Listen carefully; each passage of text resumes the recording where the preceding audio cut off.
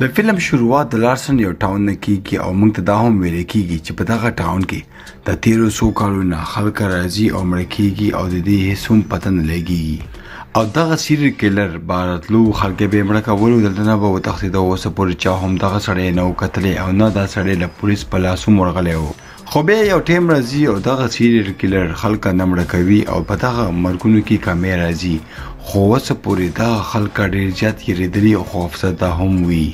او دغه سیریل کیلر نوم یو بدرنګه شکل والا انسان وي اوس پورې خلکو چې کتلی و نو دی به په مخ باندې یو شکل لګولو بیا موږ ته په سین کې یو جنۍ ښایي چې هغه د دغه کیلر نه خپل ځان بچ کوي او هغه ورپسې راغلی وي دغه جنۍ ډېر کوشش کوي چې دغه بیډ نه خپل ځان راوکاږي خو دغه بدرنګه شکل والا سړی یو غټ چاقو راوکاږي او دغه ښځې په خېټه کې منډي دلته نه سین کټ کېږي او بیا موږ ته څو کاله بس یو جنۍ ښایي چې د هغې نوم کارلا وي کارلا همدغه هوټل ته راغلی وي کوم ځای کې چې یو مړی شوی و دا چې کله هوټل ته ریسپشن باندې راشي دلته کې منیجر نه وي خو کله چې دا په یو کمره کې دننه وګوري هلته کې یو جنۍ اوده وي او د دې شکل دا هم ونه ګوري دا جنۍ څه فکر کوي چې دا جنۍ د ټي وي ته ناسته ده او ګوري خو دې نه پیل هلته کې یو بلا راشي او دا جنۍ ډېره زیاته ویاروي دغه کس یو ماسک اچولی وي او د دغه ماسک نه وینه هم بهر ته راوځي دا سړی کارلا ته وایي چې یېرېږه ما خو دغه شکل هیلوین لپاره جوړ کړی دی د دې سړي نوم پرایس وي او دا کارلا ته وایي چې وایي زه ستاسو مدد کولی شم کارلا ورته وایي چې ما ته یوه کمره پکار ده کوم ځای کې چې زه د بهر نه ویو کتی شم پرایس دغه جنۍ ته 8 نمبر کمره ورکوي کومه چې ریسپشن نه لږ غونډۍ کې لرې وي کارلا دغه سړي ته بانه کوي او بیا د هوټل نه بهر ته ځي او خپل ګاډي ته راځي کله چې ډګۍ کولاوي نو د ډګۍ نه یو سړی راپاڅېږي کارلا بالکل هم ونه یېرېږي او دا سړی ګیبریل وي او د دې خاوند وي او هغې یو غټ واردات کړی وي او اوس یې راغلی وي دغه سړی د پولیس نه ځان پټوي او ځکه خو دا هوټل ته راغلی وي ولې چې پولیس په ایني ټایم پر یې کورمنې چاپه لړه کړي کارلا خو ځکه دا سړی یو هوټل ته راوستی وي او بیا نه تپوس کوي چې ما ته کیسه وکړه چې تا اوس څه جرم کړی دی ګیبریل ورته خپله کیسه شروع کوي او ورته وایي چې کوم ځای کې به ما کار کولو له هغه ځای منیجر ما نه په عمر کې ډېر زیات ورکوټی و او ورته وایي چې کله به ما له هغې اډر راکولو نو ما ته به ډېره زیاته غوسه راتله او دغه خبرو په دوران کې ګیبریل ډېر زیات په غوسه کې بیا راشي کله چې کله دغه سړي غوسه وګوري نو هغه هم غوسه کې شي او په دغه سړي باندې راکېږي او ورته وایي که ته داسې غوسې کې نو کوټ به کله به هم موږ ته خپل زوی واپس رانه کړي خبرونه داسې ظاهرېږي چې دې دواړو څه پیله موده پیله څه لانجه کړې وه ځکه خو کوټ دې نه خپل زوی اخیستی و خبرو په دوران کې کارلا دلته نه لاړه شي خو بیا ګیبریل موبایل اوچت کړي او چا سره خبرې کوي خو د دې سیګنل ځي او راځي ګیبریل دغه کس سره خبرې کوي او ورته وایي چې زه اوس ډېر زیات ستړی شوی یم مطلب پولیس نه نور نشم پټېدی او ته له خدای لپاره راشه او ما دلته نه بوځه د دې ملګري هم دې ته انکار ونه کړي او ورته وایي چې صحیح دی خو بیا د شپې په وخت باندې ګیبریل هلته کې ویده شي خو دا بیا یې څه اواز له یو جنۍ واوري او دا راپاڅي دا چې پرده لږ غونډه کې اخوا کې نو دا یوه جنۍ وګوري چې د هغې کمرې سره خوا کې راغلی وي دا ډېر زیات کوشش کوي چې دا ویده شي خو دې ته بالکل هم خوب نه ورځي خو بیا دا اچانکه د هغه جنۍ د کمرې نه څه چغې سورې واوري کومه جنۍ چې یو لږ ساعت مخکې دلته کې راغلی وي دا غواړي چې بهر ته لاړه شي او دا کیسه رامعلومه کړي خو دا بهر ته نشي تللی ولې چې هوټل والا به دا وګوري او هغه به پولیس ته اطلاع ورکړي او دا به ګرفتاره شي لږ ساعته پورې خو دا بېچینه وي خو لږ پس هلته کې چغې ودرېږي نو دا یو ځل بیا وده شي او بیا یو سړی د دې په دروازه باندې هم راشي خو ګیبریل راپاڅي او خپله تمانچه لاس کې واخلي خو بیا دغه دروازه څوک کولا ونه کړي بل سین کې موږ 2 پولیس افسران ګورو چې هغه ګیبریل پسې شوي وي او له هغې کیسې کولو کړي وي او هغه ځای ته راشي کوم ځای کې چې به ګیبریل کار کولو او دلته کې به اوس موږ ته کیسه معلومه شي چې ګیبریل اخر څه جرم کړی دلته کې یو جنۍ وي او هغه پولیس ته بیان ورکوي چې ګیبریل به دلته کې پخوا کار کولو او یو ورځ یې ګیبریل ډېر زیات غوسه شي او د خپل نیکنې پیسې وتښتوي له هغې مالک دا نیولو کوشش کولو په کوم باندې چې ګیبریل ویرېده او هغې ګاډي راوسو او د خپل نیک په مخامخ یې ور وخېجلو دلته کې موږ ته پته ولګېده چې ګیبریل یو قتل کړی دی خو هغې نه غوښتو چې خپل مالک یې مړ کړی و خو دا یو اسدن شوی دی دلته کې موږ ته پته ولګي چې دی یو قتل کړی دی کم قتل چې دی نه غوښتو او بیا دا یو ځای کې پټ دی او سم ټایم خو دې پسې هغه مړی هم راپاسي او د دې په خیالاتو کې راځي ګیبریل دا هم پته وي چې دا صرف زما په خیالاتو کې راځي او دا صرف ما مینټل کولو کوشش کوي ګیبریل ډېر زیات پریشانه وي خو لږ ساعت پس بیا موږ وګورو چې کارلا راغلی وي او ګیبریل دې ته ټوله کیسه وکړي چې بېګا یوه جنۍ خوا کې د دې کمرې ته راغلې وه او هغې څنګه چغې او سورې وهلې او ته چې بیا لږ ساعت پس یو سړی له هغې کمرې ته راغو او بیا لږ موده پس هغه اوازونه بند شو ګیبریل ډېر زیات یریدلی وي او هغه کارلا ته و چې د لاړ شه او هغه منیجر نه تپوس وکړه چې بېګا څه کیسه شوې وه. کارلا چې کله د دې حالاتو وګوري نو هغې ته پته ولګي چې دا ډېر زیات یریدلی دی. کارلا دا فکر کوي چې ګیبریل به تللی وي او هغه جینۍ څه بې زیاتۍ کړې وي، خو دغه ته غوسه شي او ورته وایي چې ما خو له کمرې نه خپه بار هم نه دی خولی او ته لاړه شه او له هغې جینۍ کې معلومات راواخله. کارلا لاړه شي او خوا کې کمرې والا ښځې سره خبرې کوي، خو دغه ښځه موږ ته په دلته کې ونه ښیي. خیر دوی دواړه خپلو کې نارمل خبرې کوي، څه سیریس خبرې نه وي. کارلا واپس راشي او ګیبریل ته دا کیسه وکړي چې ستا په دماغو کې چې څه خبرې دي هغه شانتې بالکل هم نه ده. ګیبریل ورته وایي چې ته په خبره باندې ځان ولې نه پوهې، بېګا څه کیسه ضرور دلته کې شوې ده. خو خیر کارلا غوسه شي او د دې په خبرو یقین ونه کړي او ګاډي خپل سټارټ کړي او دلته نه لاړه شي. کارلا چې کله واپس خپل کور ته راشي نو هغه چابي دا په ډسبین کې لړې کړي او اوس دا نه غواړي چې واپس دغه سړي سره ملاقات وکړي، ولې چې دا پخپله هم یریږي چې دې سړي خو یو جرم کړی دی او دغه جرم په الزام کې به زه به هم جیل ته لاړ شم او زما یو زوی دی چې هغه زما په انتظار باندې ناست دی. حالانکې کارلا هم په دغه فیصلې باندې ډېر زیاته خفه وي، ولې چې هغې غوښتو چې خپل خاوند مدد وکړي. بل خوا ته موږ پولیس هم ګورو چې هغه په حرکت کې راغلی وي او دې پسې ګرځېږي. یوه شپه موږ بیا ګورو چې دې خوا کې کمرې کې څوک راغلي وي. دا چې کله معلومات کولو په نږدې لاړ شي نو دې لیمپ په خپو کې راپرېوځي او مات شي. بیا موږ برایس ګورو چې دغه کمرې ته ډېر په غور سره ګوري او غواړي چې کارلا روم ته راشي. بیا هغه سړی یو لیمپ په لاس کې ونیسي او د دې کمرې ته راشي. دغه سړي ته شک شوی وي چې دغه جینۍ خو بېګا نه وه، خو بیا هم د دې د کمرې نه څه اوازونه را روان دي. ګیبریل ډېر زیات ویریږي او هغه کارلا ته رنګ میلو کې، خو کارلا ورته جواب ورکړي چې زه اوس ستا نور مدد نشم کولی. دغه ټلیفون دې ته له هوټل نه راغلی وي او دا کارلا ته بار بار دا وایي چې دې سړي سره خبرې وکړه او بیا دا دواړه موبایلونه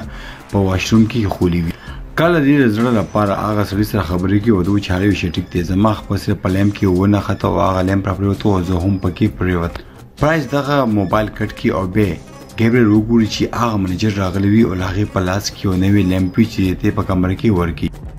لږ ساعته پورې خو ګیبریل دغه دروازه نه کولاوي، خو برایس سره هم په جیب کې یوه چابي پرته وي او هغه دغه دروازه کولاوه کړي. اوس یې سره بل څه آپشن نه وي چې دغه سړی دننه راپرېږدي، خو هغه دغه دروازه لاک کړي او په زوره د دې خپه کې ګیره شي. برایس ته دغه پته ولګي چې په کارلا به دغه کمرې کې نشته. بیا ورته ګیبریل ورته وایي چې زه له هغې عکس خاوند یم او هغه په کمرې کې نشته، دغه کمرې کې زه اوسېږم. دا سړی ورته وایي چې څه خبر نشته، دننه ما پرېږدي دغه لیمپ کېږدم. په دغه دوران کې ګیبریل ته خپل ملګري هم ټلیفون کوي او دغه ټلیفون اوچتولو هم ډېر زیات ضروري وو. دا ټلیفون اوچت نه کړي، دې ملګري ته نه لاړ شي، خو برایس دلته کې بهر ولاړ وي او کله چې هغه دروازه کولونه کې دا ډېر زیات غوسه شي او واپس لاړ شي. بل خوا ته موږ ته هغه دوه پولیس افسران ښیي کوم چې له ګیبریل پسې ګرځېږي او اوس دې ته له کارلا باله کې هم ډیټا میلا شوې وه چې دا د دې ښځه وه او دا هم په څه کریمینلز اکټیویټیز کې ملوث ده. له کارلا په کور بهر چې څوک ناک وکړي نو دا هم ویریږي او کله چې دا دې تپوس وکړي نو دې ته هغه وایي چې موږ پولیس راغلي یو. کله چې د دروازه کولاوه کړي نو دې ته پته ولګي چې د دروازې بهر ته څوک هم نشته، خو دا داسې محسوسه کړي چې کور دننه څوک لاړو. دا ویریږي او یو غټ کوټک اوچت کړي، خو بیا موږ هغه بدشکله سړی وګورو چې له دې کور کې ننوتی وي او بهر ته ولاړ وي. کارلا ډېره زیاته ویریږي او کله چې دغه سړی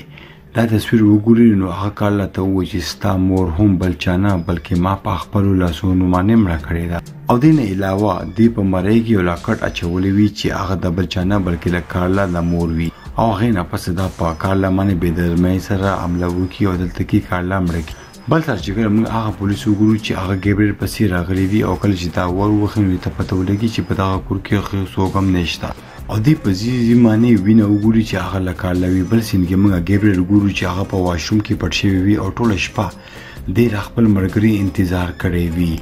دا بیا موبایل میلاوي خپل ملګري ته او هغې ته مینت ظاهري کوي چې بېګا لپاره معافي غواړم اوس ته راشه او ما دلته نه ځان سره بوځه. ګیبریل ډېر زیات خوشحاله شي او داسې فکر کوي چې زما ملګری به اوس دلته کې راشي، خو دا شاته څه ګوري چې هغه بدشکله سړی راغلی وي او د دې شاته ولاړ وي. دې نه پرې چې اندرې څه وکړي هغه بدشکله په دې باندې حمله وکړي او دا بیا وشکي او د دې خوله او لاسونه وتړي او دا په یو لفافه کې بند کړي ورته یې ځان سره بوځي. دا اخوا دېخوا ګوري او دا هلته کې بل څوک نه بلکې برایس وګوري چې هغه کمرې ته راغلی وي او د دغه کمرې صفایي کوي.